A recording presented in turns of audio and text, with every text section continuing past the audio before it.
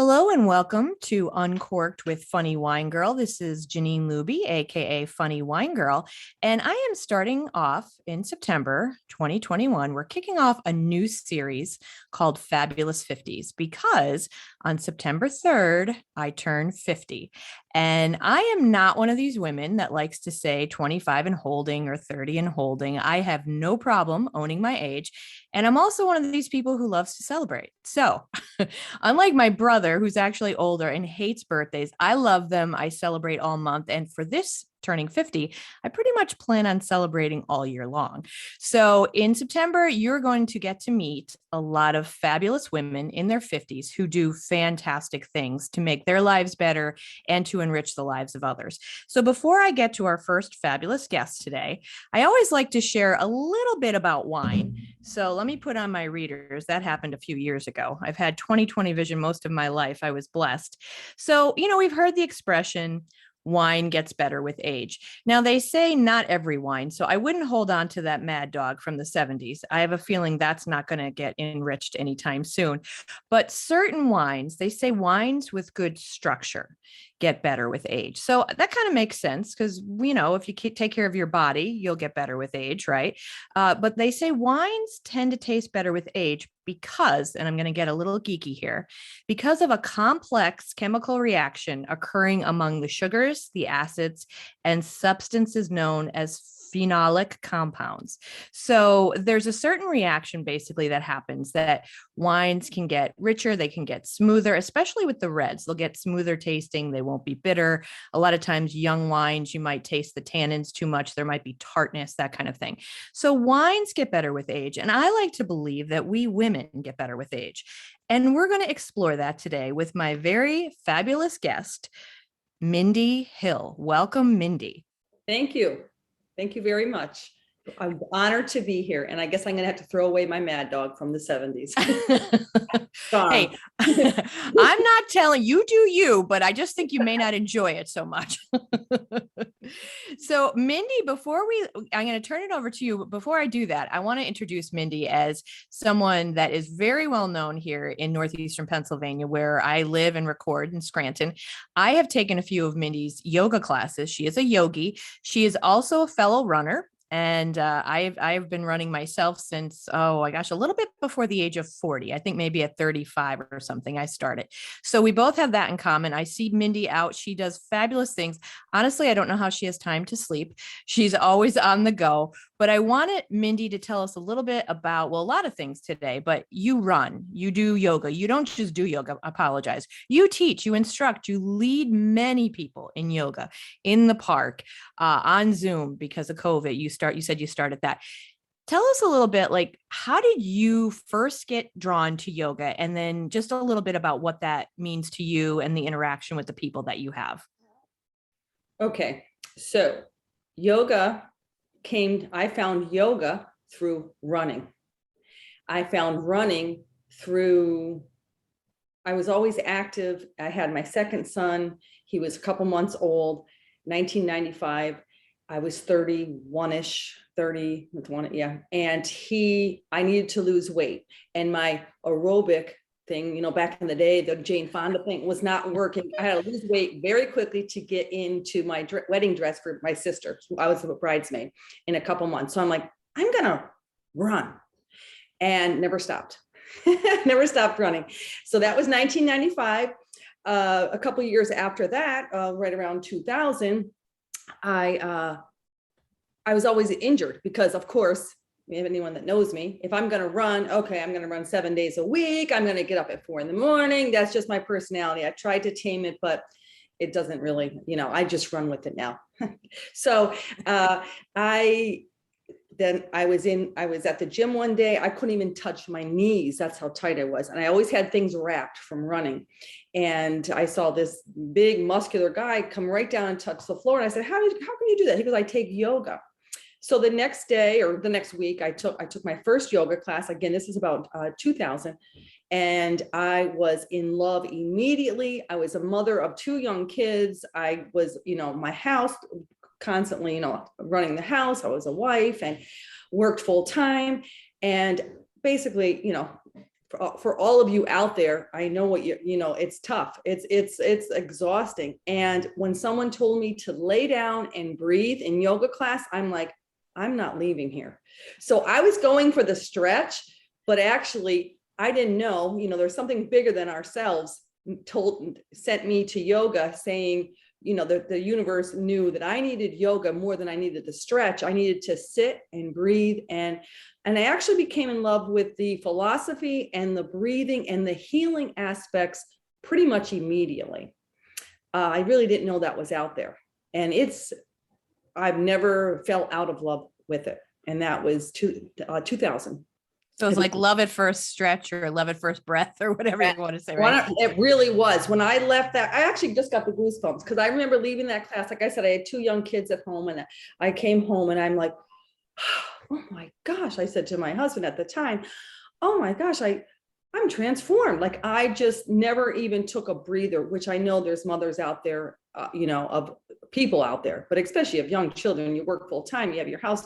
It's just exhausting. So yoga is the answer. Seriously, even if it's once a week, it's a little mini vacation. Now, I've taken it. I can't say I've fallen in love with it. Obviously it wasn't, but I totally get what you're saying about like, there's such a peacefulness. What I've loved about it is the peacefulness. And a lot of times people think, I shouldn't say, but some people might think, oh, it's not a workout or whatever. Let me tell you, I'm actually afraid to go back to it right now because like many people with the pandemic pounds, I'll say mine are the 40 something hormone pounds. And I don't know if donuts have anything to do with it or carbs, maybe, and wine. So I'm not sitting here in denial, but I'm also not doing too much about it. But I'm afraid to go back a little bit because it can be hard work. Like you're lifting your body and it can be a workout. And I am honestly a little bit of afraid because you're lifting your own body weight. And I don't mean afraid, like, I'm scared. I just think I'll be too lazy and I'll be an embarrassment in the class. But pretty much people of all walks of life can try it. Would you say? 100%, especially, and I'm not promoting my class, but I think all instructors do. I can only speak for myself. Sorry. I give anyone that comes to my class. In fact, we had a class for people who were working with obesity and through traditional. And it was specifically, this was before the pandemic, but those students have found me and now are my students and follow me. The program is different, but I do definitely modify for anyone, and then, I teach the yoga for grief. So that is a gentle healing yoga. And I wouldn't call that a workout, but it's definitely a work in. And it still stretches the body. It stretches every body part and opens every body part. But I would encourage everyone to try yoga. And if you don't like it, keep trying it because it's so beneficial. And maybe it was that teacher you didn't resonate with that teacher, that type. I hear so many people say, I went to hot yoga at my first class and I hate it. Well, of course you hate it. It's 110 degrees. It's extremely difficult. That should never be anybody's first class. It's a wonderful class. I love it. I take it, but it's not good for the first class because if you never exercised in 5 years and now you're exercising in 110 degrees, that's not suggested for anybody. It's dangerous. Yeah. So Yeah. try different classes. I would highly suggest that, or even watch a video watch it online. There's millions of videos so that you can get, what they're talking about when they say down dog, you know what I mean? Mm-hmm. Like so that, and what you're in for, or get some of the basic postures, down dog, up dog, tree. And then you have a little bit of confidence, but yoga will build your confidence. Yeah. Well, like you said, there are videos all over YouTube, right? You can look them up. And to your point about instructors, no more than I'm sure any exercise class or anything in life, like teachers, everyone has their own personality. I did try hot yoga once and I don't know if it was a studio that's closed now, I think, but it wasn't my first class. It wasn't my first workout, but it is a lot. And I actually had to go outside and they weren't happy that I went outside, but I needed air. It was so hot. And the style was very militant, which I was a little surprised about. I don't know if that's common for hot yoga, but being told you can stretch, like I've taken many classes where it's usually work at your own pace, you know, your body, listening, and then people will help you into a pose, but it was rather militant. So I would never have wanted to go back. But there are so many different, like you said, try different classes because when you find the right teacher, I mean, I will tell you, I haven't done a ton of classes, but through the years I would go and I've always left feeling very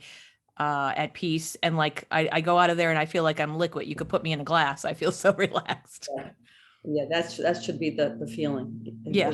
I agree. And now that I've been teaching so long and taking so long, my theory has been for the past, 10 years, or no matter what, because I love to take classes all over wherever I go. If I go on vacation in Boston, I'm looking for a class. If I'm going to California to see my son, I'm taking a class. I'm on everybody's email from California to, actually Peru even. And Wow.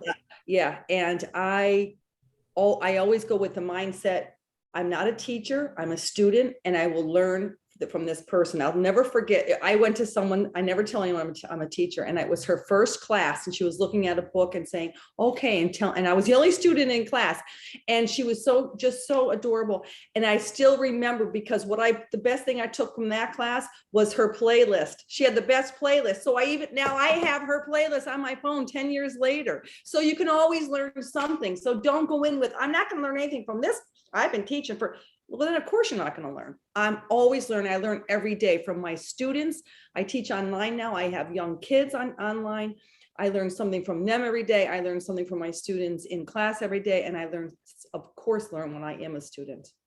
Well, you just mentioned something, and I don't want to get off topic because I want to ask you a couple more things tied to yoga. But what you just said is so valuable. And I think myself included, we all should like listen to that and let it resonate. We can all learn from one another. There are way too many big egos out there and too many I know. And that what your attitude, what you're saying is perfect, because it is true. Because what else are we doing in life if we're not still learning? We can learn, even if it's something like someone says something, of course, maybe you've heard it before, but all of a sudden it's how they say it or their perspective. And suddenly you go, and you think about things differently. So thank you for sharing that. That's just a beautiful sentiment and so true. We all can continue to learn. I wanted to ask you you mentioned about the tie or the connection between yoga and running. Now, talk a little bit, if you don't mind, just a little bit about how that helps you. I also know that you're doing some other kind of, I'm going to say, excuse me here, crazy training that I could never do that. All that, like, I don't know, that other fitness stuff you're doing. I'm impressed and amazed by what you do. But if you could talk about the connection of running and yoga and how it helps, and maybe how it helps prevent injuries or heal, that kind of thing. Okay. First of all, so many things are going on in my life right now. Great things, like inside. I have done I've done 3 marathons. The last one I did was 10 years ago. And I've just decided Monday, because of one of my trainers told me this, and I'm like, great. My body does not remember. He's a running coach. My body does not remember that I ran a marathon 10 years ago. If I ran a marathon, if I ran 16 miles last Saturday, which I did, when I run 16 this Saturday, my body remembers that. It's going to remember. So there's a lot. I'm not going to get into that because no one needs to know that. It's all about running, unless you want to get into running, and that's a whole. So I decided I'm not going to say to myself that I ran. This is my first marathon. So this is a new start. A real profound start happened to me. Just a relationship thing. January, and I'm all about numbers. This year, 1/21/2021.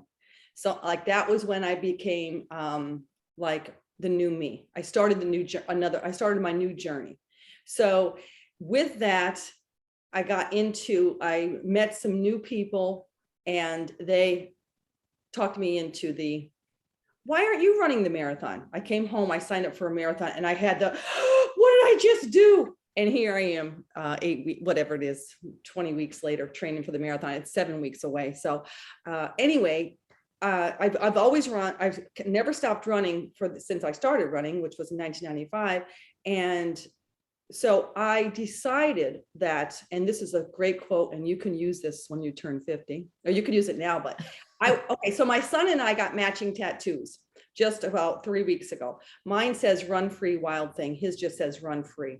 And I saw this tattoo and I just was seeing what running has done for me all my life, but especially again, here, it's like an old friend. It came back to save my life again. And I saw this and I said, I go, I have to get this tattoo. And my son said, I'll get one like you. We went together. It was really just a celebration. And when I was in there getting my tattoo, the tattoo artist was asking me about running and everything else. He goes, you got to run 10 miles tomorrow. Oh man, that's sick and all this stuff. And I said, well, I ran one 10 years ago, but I feel much stronger now. And I said, and this just came right out of my mouth and I wrote it down. He said, that's a tattoo for the other leg. I said, I don't feel 10 years older. I feel 10 years stronger. And that is really my motto, because I really do, not only because of life events, but I think we can all, as women, be 10 years stronger. I want to start a movement, because if you take care of yourself, body, mind, and spirit, it has to be the whole thing. I can go out and run 20 miles and then come home and I was going to say smoke cigarettes, but that wouldn't work. But come home and beat myself up, emotionally, and be in a bad relationship and have someone else beat me up emotionally and do all these other things to my, my spirit. That's not going to be 10 years stronger. 10 years stronger is the whole package. And I feel like I'm a born again runner, and it's all through yoga, self-love, all the practices that I do. You mentioned something about sleep. How do I sleep? Sleep is at the top of priority for me. If I have someone that I'm talking to in a relationship, including sort of my children, but I'll give them a little leeway. I do not use my phone after 8:30 at night. And I am really so disciplined about it. If it's ringing, I look at it because it's probably an emergency. Because anyone that knows me knows, and I turn it off because some people will be texting a group text that they're talking. That's a really, and now weekends, okay. But my running days, Sunday through Thursday, no. I should say Friday because we run long runs. So I have a couple of strict rules that are militant, and that's one of them. And anyone that knows me knows that. Water's the other one. I just, whatever else I do during the day, I almost always, I hate to say always about anything because nothing's ever always, I almost always drink a gallon of water. So there's a few things. My diet's about 80-20 when training. So I want to tell everyone that because I don't eat perfectly. I never want to eat perfectly. I don't even know what that means. So it's 80-20. I try to eat 80% clean, like not junk, not processed. I'm a vegetarian, but and then 20%, if I want to eat something. When I'm not training, it's like 75-60, I don't know, depending on what's going on, but I try to eat clean, healthy, real food, fruits, vegetables, clean protein, 80-20.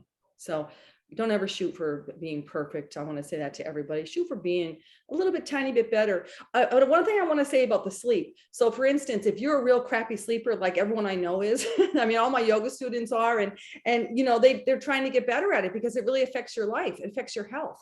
You don't have to be militant, or you don't have to be, 8:30, that's extreme. If you go to bed at midnight, try to go to bed at 20 of. Try to shut your stuff off at 20 of. Try the 20-minute rule. Try to just get a tiny bit better each day, or tiny bit healthier. Don't ever and don't do something that doesn't work for you. 8:30 probably sounds extreme, but I get up at 4:40. I get up at 4:20. So I've been getting up at 4. I set my alarm for 4:44 because I'm all about numbers, and that's angels are around you. And so that's right. But I usually get up at 4. I get up before that because I meet my running group it's a half hour away. So I leave here about 5:30, but yeah. So did I touch on what you asked? Yeah, well, you gave us a lot there, which is great. And of the things you said, the one thing I do that's healthy, probably the only one, is drink water. I drink a ton of water. That's, like I said, thank God I actually do, because that's seriously probably the one thing that I really do well. I get sleep also, but I'm also one of these people that watches TV in bed. And for the longest time, I took a break from it, and now I'm back to it, and it's not good. I look at my phone right before I go to bed, right as soon as I get up in the morning, and these are bad habits. My nutrition needs work, all of that stuff. But yeah, you just gave a lot of good advice. I love again what you're saying about try not to be, no one can be perfect. And I don't think, not to sound like a downer, but it's not really even good to strive for, because I think it puts too much pressure and stress on us. Like you said, increments. I think that's great. Like small goals, right? 100%. There's no such thing. What's perfect? That's not fun anyway. One thing I would suggest to everyone, just to have a, a more peaceful, a little tiny bit more peaceful life. If your life is crazy, which everyone's, it seems to be, have a little morning routine. I learned that when my second son was born, when I started running early in the morning. And I remember my husband saying, I said, I'm going to get up after I feed him. This is when I had to lose the weight. This is how I got addicted to running. Because I couldn't go running after work. I had my babies to take care of. I had dinner to make, you know what I mean? Like, so I said, after I feed Austin, if you can stay home, stay here before you go to work, I'm going to go running. And it stuck. I've been a morning runner ever since. He's 25 years. I've been a morning runner. If you don't, you don't have to run, but have your morning routine. If it's get up, if you have your little kids, if you have a crazy, work schedule, whatever it is, get up even 10 minutes earlier. What do you like? What do you want to do? Journal, read. I meditate. I put on some meditation music or listen to a guided meditation 10, 15 minutes before I go running. I have my morning routine. And when I get off kilter, if I'm on vacation with my kids, my body and my spirit knows it. I can't wait almost to get back to my thing. It really craves it when I'm out of it. Yeah. And you're giving us so much and it's all wonderful. There are two things, because I know that you have a busy day, but I have two things more that I wanted to touch on with you. The one thing was I look at your posts and I'm always inspired by what you do, but even, and you said we know not to strive for perfection, but even people who are doing a lot of good, healthy things, right? Exercising, running, eating healthy, even folks like that have a bad day, right? Maybe feel low. How do you get through those tough times? Because I know myself, my running, I've been running, I'm going to turn 50. I think I've been running for 15 years. I've run 2 marathons, maybe 11 halves, but I've gotten slower. I've gotten in 2020, it was helpful for stress. 2021, I find I'm less motivated for some reason. I'm still running, but it's been hard, and I do run alone, which is not easy. I know finding a group or a buddy is so helpful. But what do you do to lift your spirits? Because even the healthiest people have days that are not the best, where maybe some crap happens and you kind of go with the negativity or whatever. So how do you combat that or get out of that? Fine line. There's a fine line. Some days you just are beat down, either physically, emotionally, something happened in your family, whatever it is. And you just need to take a day off. Know that. Know your body. Yoga taught me that too, because I wasn't like that before. I'm like, no, I can't even walk out the door. Everything hurts so bad, but I'm going. Yoga taught me to honor my body, my spirit, my soul. If I need a day off because something went down, I'm exhausted, I didn't sleep, then I take a day off. Now, you have to watch that fine line between, 30 days later, you're like, then, you have to know that. You have to find that. One thing that I think, and it helps anyone, my kids included, is to have a goal. So when I signed up for the marathon, there's really, for me, because I'm that personality, not everyone has that personality, there's no backing down, and I have to train. What's the other choice? So if I have a bad day today, then I have to make sure that tomorrow, if I have a bad day, I still have to go train. So I can't have 2 bad days in a row. I plan my days off, and I don't really have a whole lot of bad days, especially right in the middle of training, because I'm really focused on training. Now, that being said, there's ebbs and flows in our lives. There was times, like when my kids were little, I'm talking about just right now. So it's easier to say, oh yeah, I'm motivated because I'm training for the marathon. Of course I'm motivated. But there was times when I was, my kids were little, I'm like, oh my gosh, to get out of bed a half hour early to go running in my day. I don't know when I'm going to go to bed. I don't know when I'm going to ever sit down again. That's hard. So I would suggest, number one, have a group, because that group, most likely, if it's the right group, is therapy. Almost every group I've been with, in my whatever, how many years, 30, 20, I say 25 years, it's like therapy. Whether you're talking about recipes, you're talking about your troubles, you're talking about, we talk about food a lot, which is funny, but whatever you're talking about, the subject of the day, it's like therapy. You leave there and no one ever left there and felt worse. Never did you say, I wish I didn't run today. I've never said that in my life. So that's one thing, is to have a group. And, my kids are motivation. I just want to say this quickly about, maybe, so find something that motivates you, something that you need to, because during coronavirus, one son lives in New York and one lived in LA. He since moved home. And they're two grown boys. And of course, I was like, oh, I lost my whole business. I'm self-employed, single. So I lost everything March 13th, 2020. And there was a really scary week or two. And I remember my son, Corey, telling me, he's the businessman, you have to do Zoom. I go, I don't even know what Zoom is, stop. I just, and it's, kind of funny looking back now. I don't want to learn everything all over again. I just got my business up and running. But anyway, I remember thinking, several times, probably once a week, I have always inspired I've always been motivating my kids my entire life. I put little notes on their mirrors, whatever. That's just me, like Louise Hay quotes everywhere. They'd be in their lunch boxes. I would drive them crazy. And I remember thinking, I cannot go down with the Titanic. I am going, and someone said this to me just a couple of days ago. And so this is my photo of myself. I am the violin player while the Titanic is going down, especially for my kids, because I can't they're still my boys, even though they're grown men. So if I'm calling them and saying, I can't take it, they have to worry about their own stuff. And then mom's going down. And I can't fake it because we're like this, and they know my energy. So I can't even fake it. So I'm like, I have got to keep my shit together here. Even though I'm in Pennsylvania and they're in two different states. So I would, send them motivational videos, and I would do it because, I would like, for instance, we had a burpee challenge, whatever it was, right in the beginning. And you had to send the video of you doing the burpees. And so I'm motivated because I have my kids. So I have to stay strong for my kids. That's great. And honestly, usually you can figure out something. Usually everybody has something. 100%. Yes. Yeah. That can motivate them. Your mom, your parents, your sibling. Yes. Someone. Other women, that also my students. That's another thing. I had to be here for my students. Well, and you're right. And you talked about running with the group too, to go back to that.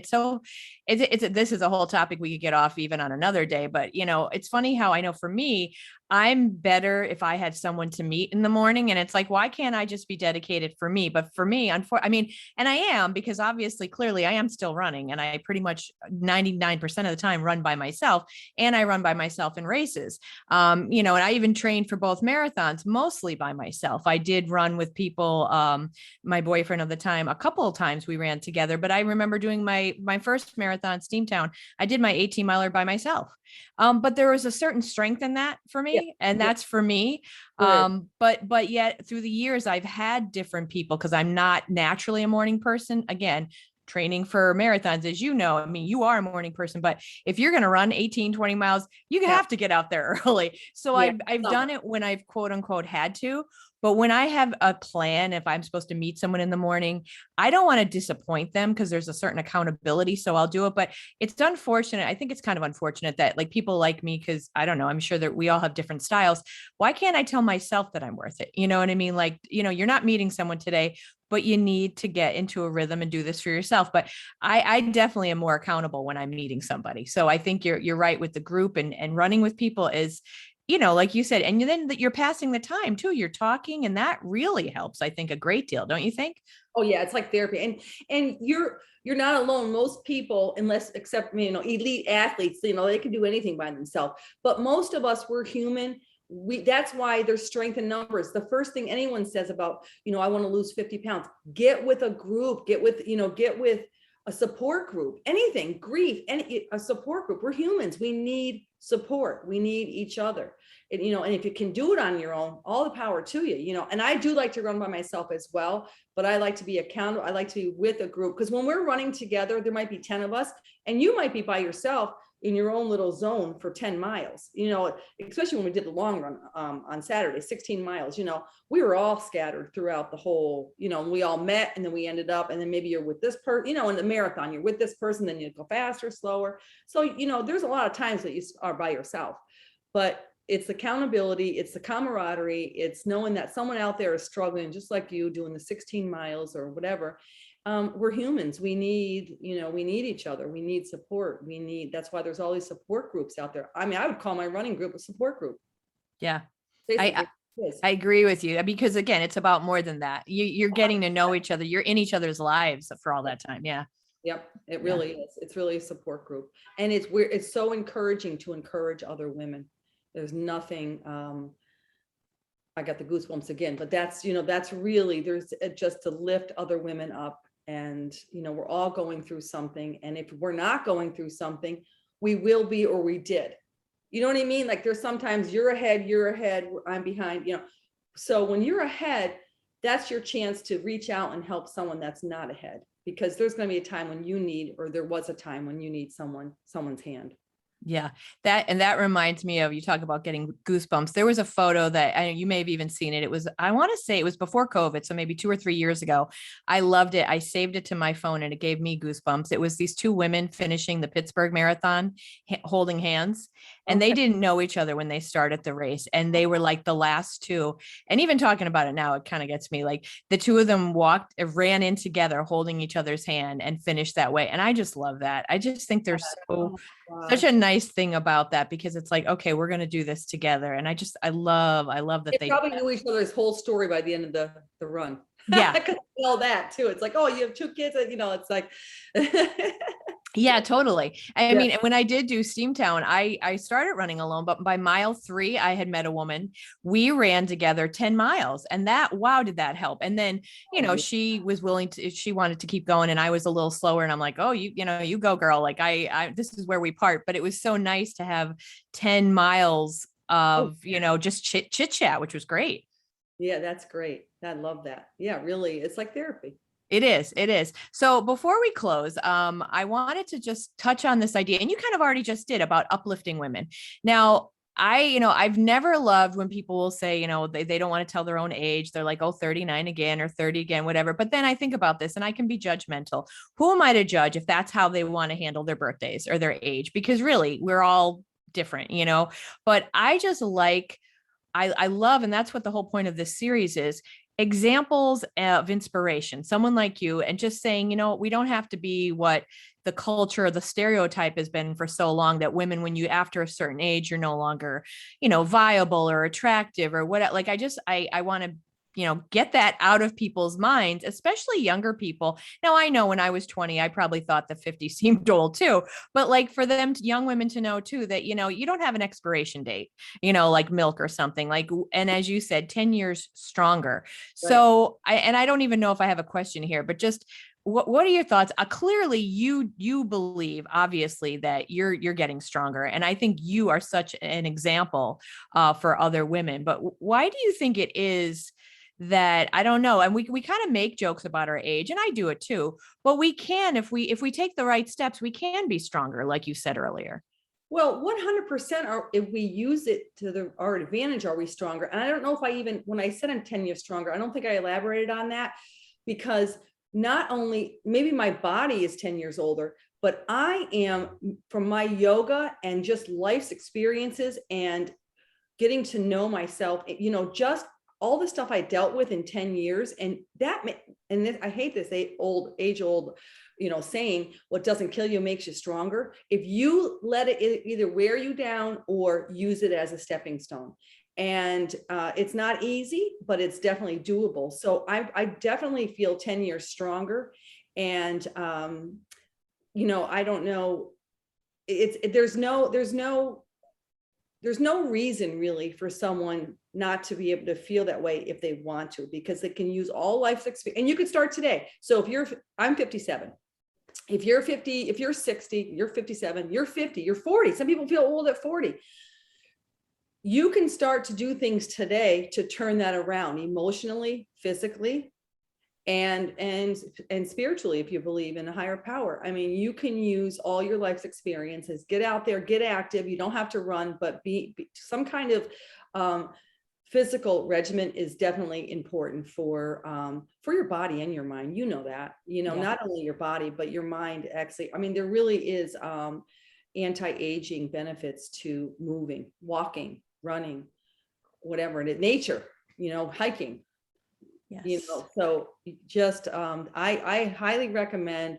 I don't know how you could feel alive and young really without some kind of exercise, because I think that's really, your body wants to move. Our bodies want to move. They don't want to sit around and watch and look at electronics all day.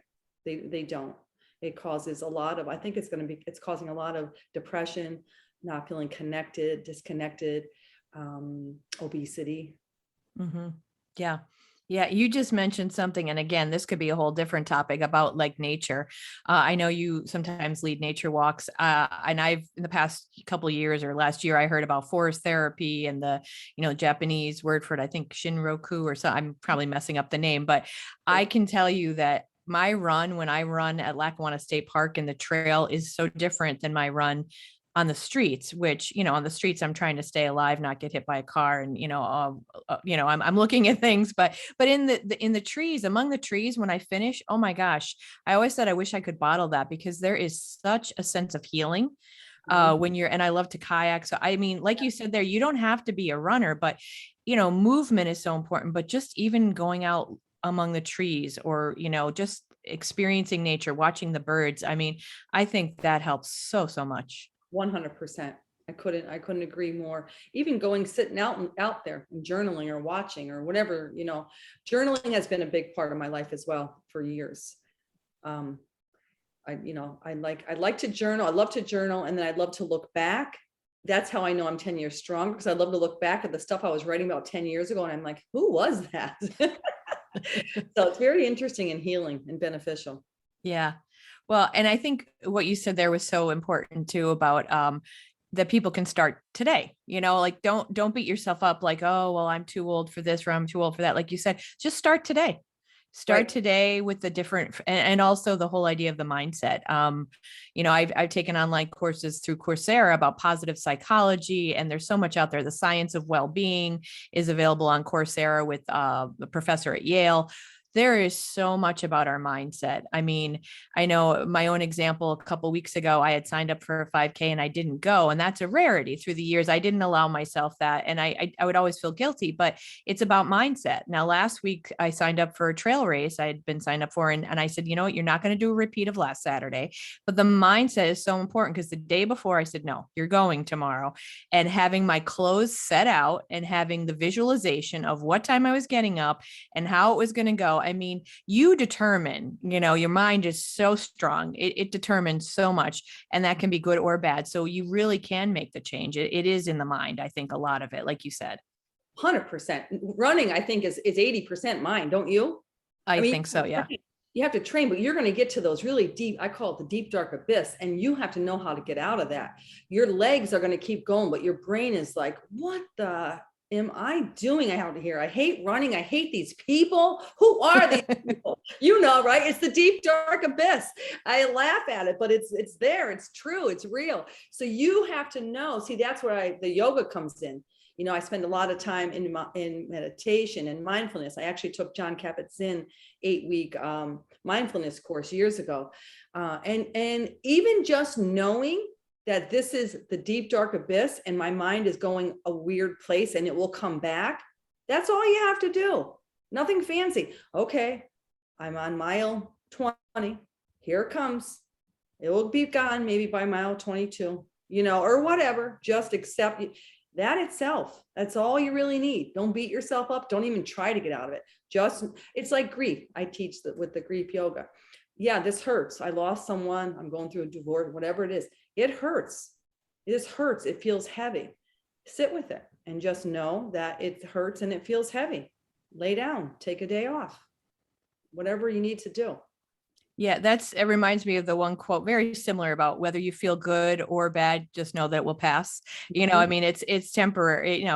You just like sit with it. Like you said, don't judge yourself, don't beat yourself up, experience it. But I mean, how many runners, like for myself, and I've read this too, so I know I'm not the only person that thinks this. The first mile, half the time when I go out for a run, I'm like, I didn't wear the right clothes. Oh, this is too warm. I know I'm now I'm cold. I don't know. Oh my God, this sucks. I should have worn my other sneakers. My socks are falling down.